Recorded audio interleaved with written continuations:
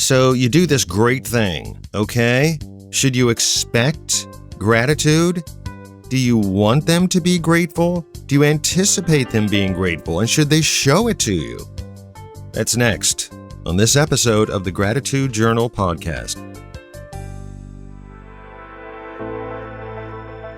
This is the Gratitude Journal podcast. Wow, I wish I could say I was on some great vacation, like we had flown to Belgium or something like that. Of course, Belgium would be a country I would stay away from right now because of the catastrophic flooding. How bad is that? How horrible is that? But I cannot claim a trip. I can't claim some great thing that I've been doing. I've just been away, feeling kind of poorly, kind of busy, which maybe explains my departure from the regular podcast interval. Nonetheless, I am here. Matthew, welcome back to another episode of this, the Gratitude Journal podcast, the podcast that is designed to hopefully allow me some time in front of this stupid microphone to figure out something to be grateful for, because I think it's a good thing, and maybe to spur you on to maybe finding gratitude in your own lives. That's the purpose of this podcast, and I think that gratitude is important. I'm still trying to completely understand the whole concept of it, as you will discover, particularly in this episode. But that is the purpose of this podcast, and hopefully you derive something from it. And I would be very appreciative if you would forward it to other folks, so maybe they can download and listen on their platform of choice. It is a particularly rainy day. In fact, I would go so far as to say that here in Northeast Ohio, it's going to be a washout. It's just one of those Saturdays that you never want. It's the Saturday you don't dream about. You wake up, it's pouring already, and it's going to be pretty much that way throughout most of the day. So this seems like a good day to avoid cleaning out the basement and to sit in front of a microphone here in the basement lair, talking to you about gratitude.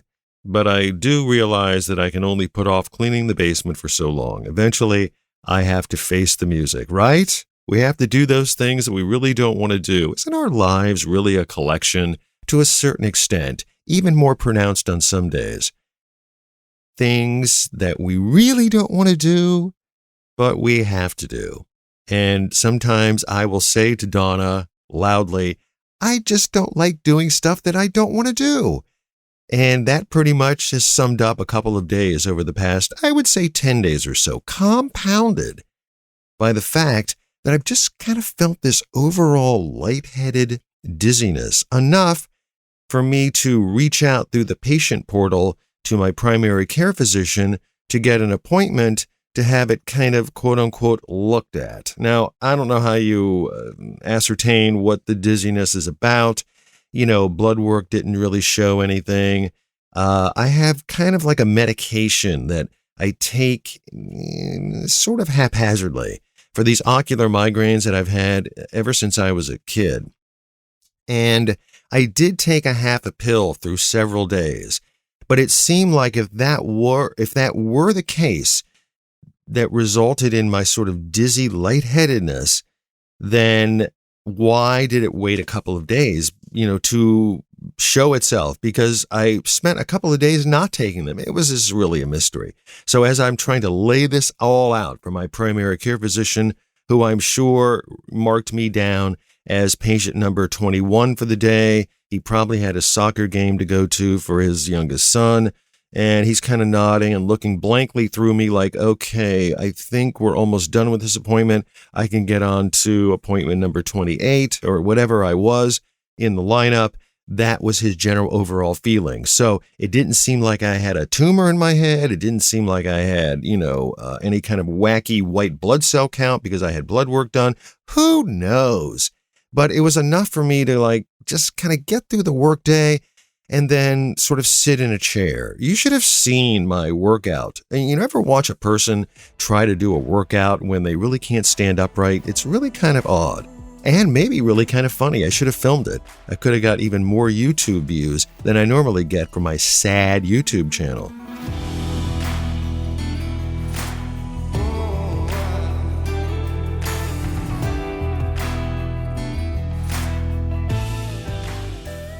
One thing I always keep in mind about parents, and one thing I always remember about my own parents, is that our parents would oftentimes instruct us, probably better put, order us, to say thank you when some other adult did something for us that they felt that we should say thank you for.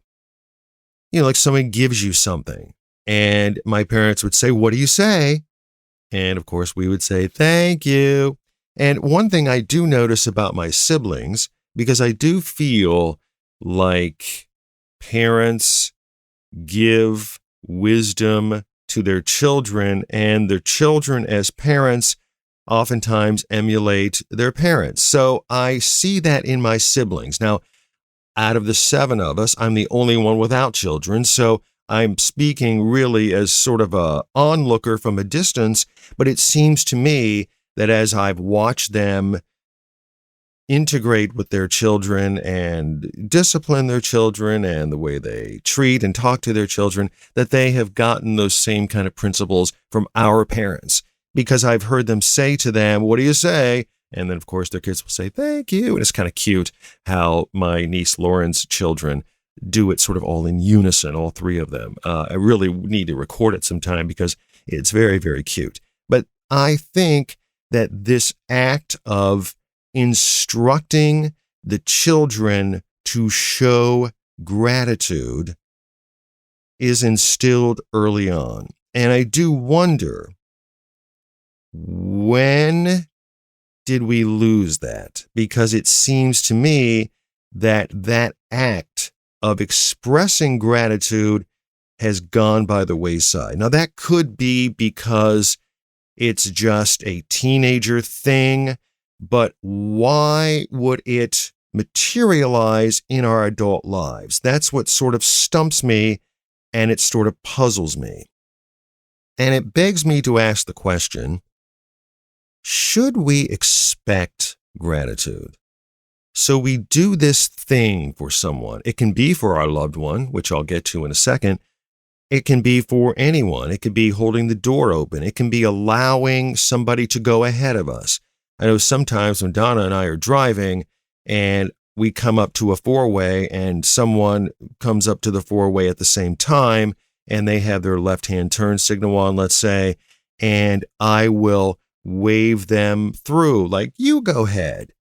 And as they're making their turn, I'm expecting them to wave at me, okay?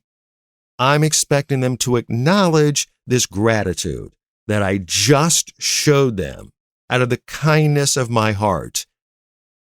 And when they don't, I will turn to Donna and say, "Oh, thank you, no problem, sure, hey, you go ahead. I'll just let you go and I'll just wait for you." So that unnerves me. It kind of pisses me off a little bit. The truck driver who's on your right side and you see his left turn signal on. And is there anything more annoying than being on the interstate and having to allow a semi-truck to get in front of you? Nobody wants to do that. These poor semi-trucks, they probably just wait to have some guy and a girl in a regular car give them the wave so they can go in front of them. Because now, not only do you have to wait for these other cars, but now you have a semi-truck. That equals what? 2.5, 3 car lengths? Now I have 3 extra cars that I have to sit behind. So nobody wants to let a trucker in.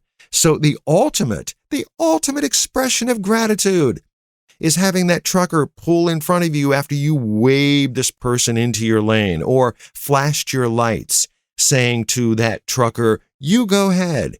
And all I'm waiting for, all I'm expecting is that ultimate show of gratitude. You know the ultimate show of gratitude I'm talking about.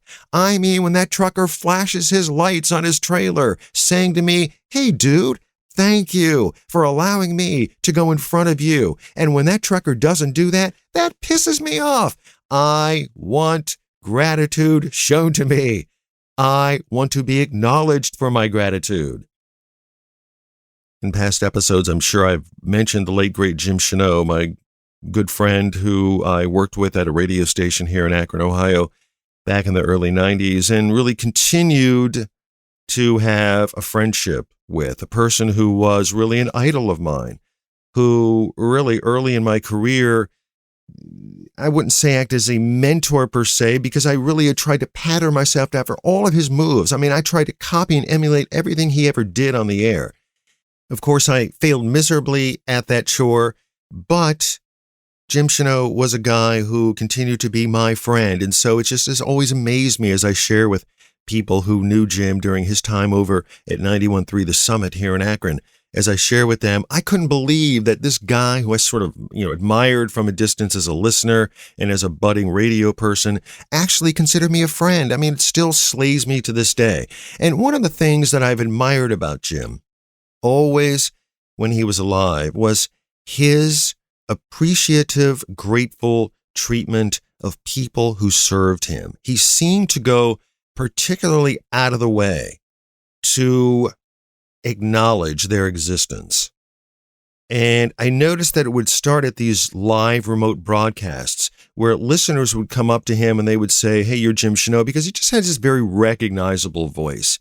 And, of course they knew him from maybe a picture in the paper or something like that. But, there wasn't social media platforms back then. So a lot of people really didn't know what Jim looked like. And but they knew the voice, this very sort of baritone, powerful voice that just cut through. And it cut through even if he would say, "Oh yeah, I know," or or something like that. He has had a way of just being very recognizable. And he also had a way of showing people gratitude. And I was in countless, lunch places and diners or whatever, just having coffee and a quick lunch, between both of our jobs. And the person who would come over to wait on us, he genuinely was concerned about how their day was going. And when he would ask them, "How's your day going?" he looked at them in the eye and was like anticipating response. He was naturally and genuinely concerned about what was going on with them. And if I were on the receiving end of that, I think I would sense that appreciation for what it is you do. Like, you're going to bring me wonton soup, and it's going to be to my liking because I'm paying for it. And I appreciate the fact that you're doing this. On the opposite end of the continuum, it would be somebody who says, "I'm a customer, I'm always right, you treat me the way I need to be treated, or else I'm going to go elsewhere or complain to a manager, or I'm going to send this back." There was nothing of that from him. And it taught me to be more appreciative of those servers. And I hope, and I think that I do this, but I hope to this day that when I go in to pick up something for carryout, or somebody at the Home Depot, hands me a receipt or comes over to ask me if I need anything, I hope that I show the same level of appreciation. But what happens if we don't have that appreciation shown to us? Do we still treat the other person with the same genuine gratitude for what they're doing or who they are? Should I punish myself because that trucker didn't flash his lights? Why do I get so upset because that gratitude was not shown to me because I just did this great thing? Can we do great things? Can we do the little things without being shown gratitude? And it's something that I've been dealing with quite heavily in our journey in the Alzheimer's realm. And it's something that I've brought up on more than one occasion with the therapist that I'm working with. How do I deal with the aspect of not feeling appreciated and not getting the sense that this other person is grateful for all these things I'm doing?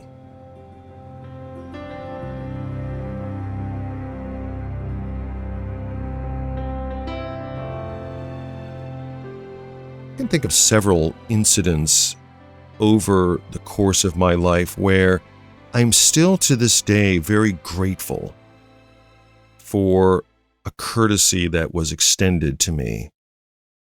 I remember when I was going into the seminary, there was a parishioner whose name I won't mention because maybe they won't want their name to be mentioned. But I'll just say that this person's name was Jack, because that was his name. So, so as long as I guess I don't mention last names, I guess we're okay. And Jack was a fairly involved parishioner at our home parish. And I was about a week away from going away to the seminary. And I was leaving Mass one Sunday, and he saw me, and he pulled me over to the side into the sort of the vestibule off the side, the right side of the church as we were going out.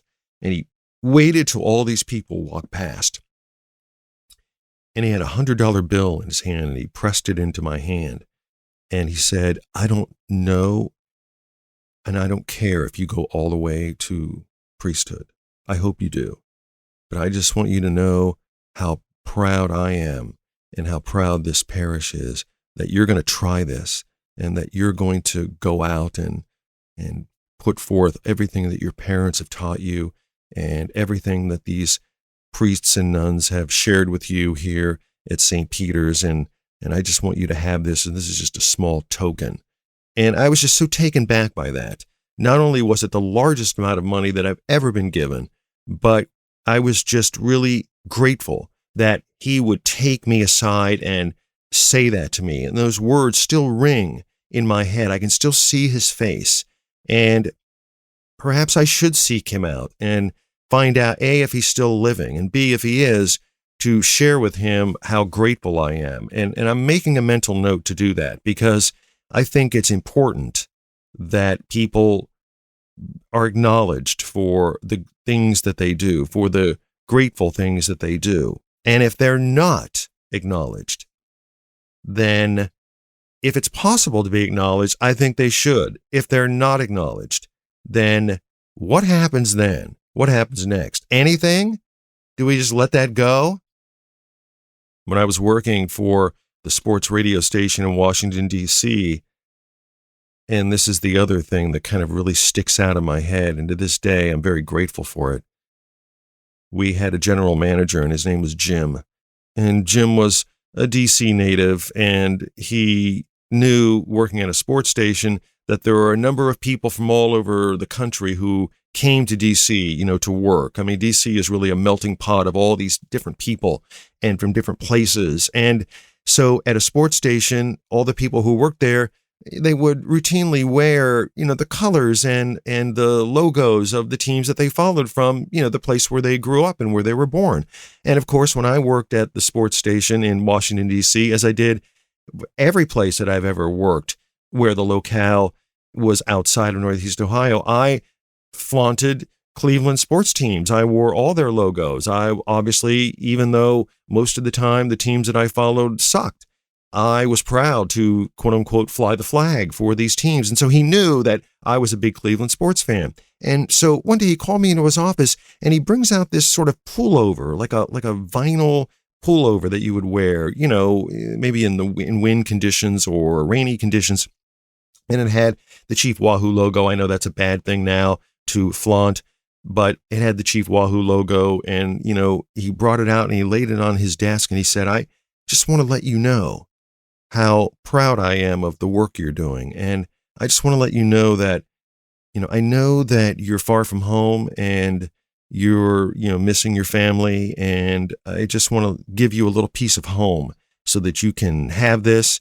And, the next time the Indians are in town, I want to get you tickets because our station was a Baltimore Orioles affiliate. And I want you to go whenever you feel that you want to go." And so I remember having this jacket. I had it for a long time, and I've lost a considerable amount of weight. And of course, I can't wear it now, and I gave it away to somebody who could wear it. But I was always just very appreciative whenever I looked at that jacket that he would take the time to pull me aside and to do that.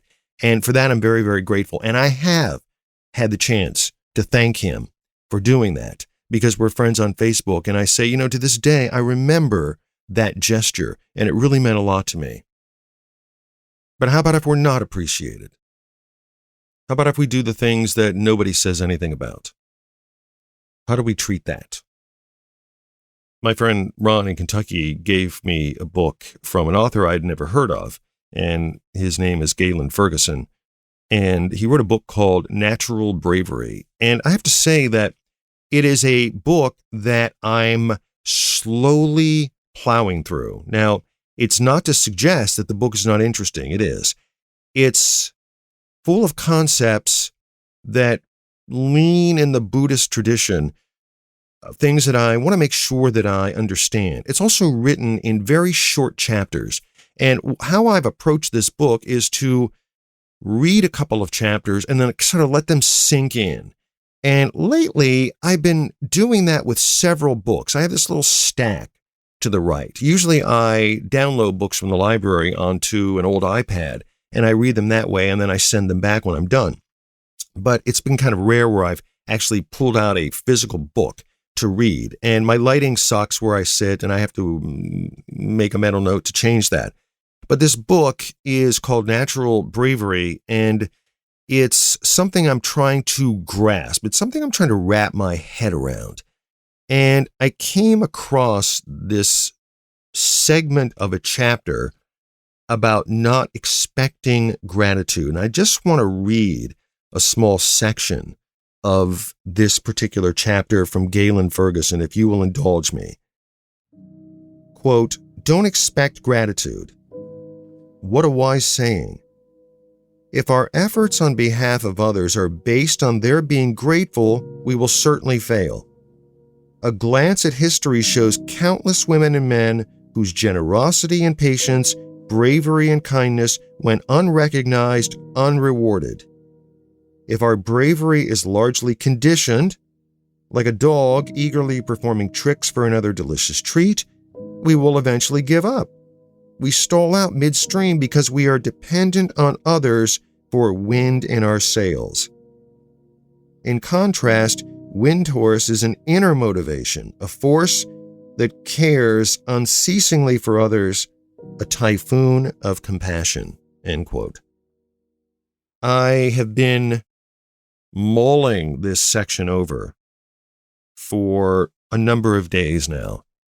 And I shared this with my therapist yesterday because I'm in this situation where I know that Donna doesn't mean to do this, and this would never be a part of her regular regimen to not show appreciation. But when you're a caregiver, I think I'm learning as a caregiver. I can't speak to have tons of caregiver experience, but what I've learned so far as a caregiver is that the things that we do oftentimes will not be acknowledged. And as I think I've demonstrated earlier in this podcast, I think most of us probably want to be appreciated. If we make a good meal, we want to know that people liked it. And sometimes they will show how much they liked it by saying, "Wow, that was really good." And that might be enough. And that's maybe the appreciation we need. I mean, I think we want that feedback naturally. We need it.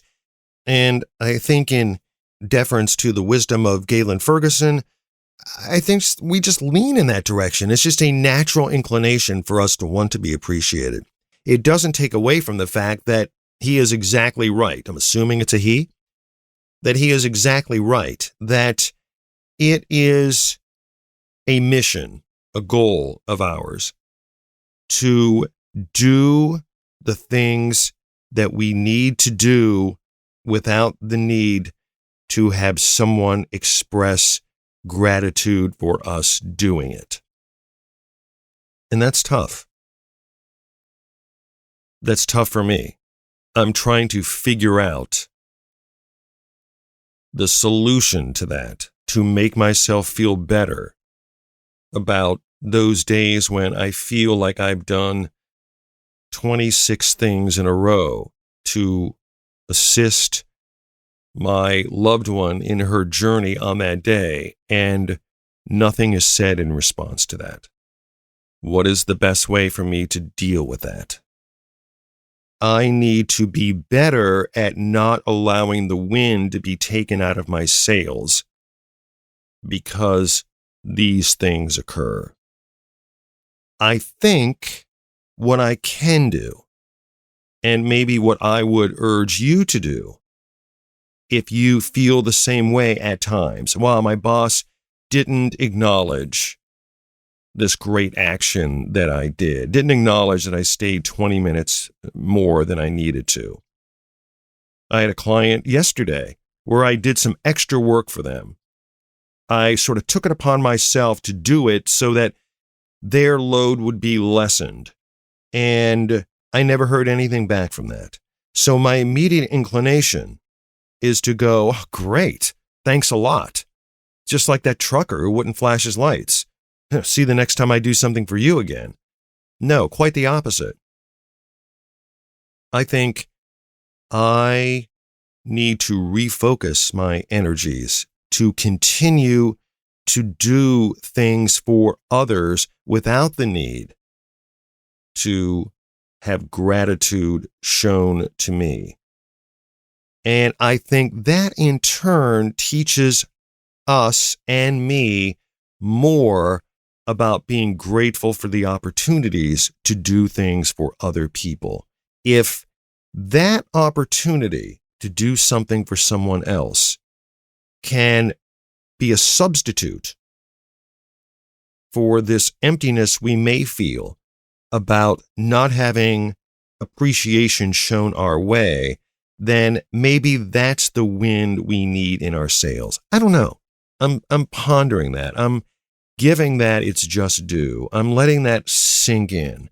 And as I was saying this to my therapist, who I guess in the end doesn't really offer me a lot, but it did allow me, through me talking, to kind of figure that next step out on my own. I mean, as I was explaining it, I was thinking to myself, maybe instead of just waiting for someone to flash their lights at you, you ought to just go ahead and do something nice again for somebody else. Who knows? Maybe that's the wind in your sails you need.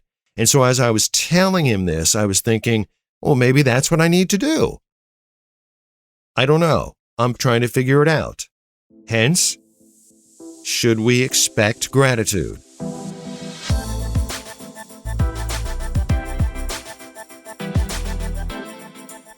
So, in your day-to-day doings, the day-to-day events that happen in your life, I think it's important that if we're able to, if we can find the time, if we can recall it, if we can find a way to express it, I think it's important that we tell other people the thank yous and the expression of gratitude, and to do a Jim Cheneau and tell that person, I really hope you have a good day. I really hope your shift ends soon so you can get home and see your children. I really hope that you have a better day than you did yesterday. And hey, it's really sunny out. I hope your shift ends soon so you can go out and enjoy some sunshine. And these things that show appreciation at all levels of interactions that we have with people. One of the things that I admire so much about my friends Ron and Gary and their relationship is that they spend a lot of time sharing with each other how many small things that they're appreciative of. And these are the things that my mate and I did for years and years. And while I think this disease has stolen that from her, I feel like it's my job to find new ways to be an even better caregiver and to not let that wind be taken out of my sails. It's tough, though. It's very tough. There's no panacea. I am very honest about that. That's the journey, I think, is finding ways not to expect gratitude, but to be hyper appreciative of it when it comes our way. Well, I guess that was kind of a long-winded answer, but that's fine. Long-winded answers today work because all it does is prevent me from having to go in the other room and clean out the basement. And finally, I finally got the results of my cracky, crackety, crookedy, wacky knee issues, and I have no damage. I didn't do anything. You know what it was? It's arthritis. Yay, I'm getting older. All that stiffness is really arthritis. And here's a one-sheet paper of these 11 different exercises that you should be doing. And feel free to anticipate the invoice we're going to send you for us telling you that you're old and you have arthritis in your knee. I mean, I feel better about it, I guess, knowing that I didn't rip an ACL, but it sure is disfigured as compared to the other knee. But this is what happens when you get old. We get old, right? We get old. This is the day to clean. It's a rainy day. It's a day to do a podcast and show gratitude for the sun that may return tomorrow. So here's hoping that you have a wonderful weekend, and that if you know people who aren't vaccinated, oh my gosh, come on. What's the problem? Get that needle in your arm so we can not be afraid of this variant. It's craziness. Come on, people, you can do it. Also, tell your friends about the podcast, because I don't even know what this is supposed to mean. We're approaching 10,000 downloads. I mean, is that a good number, a bad number? I'm sure Joe Rogan and some of these folks have 10,000 downloads the first 2 minutes after they post a podcast episode, but that's okay. I'm grateful that you have downloaded this episode of the Gratitude Journal podcast.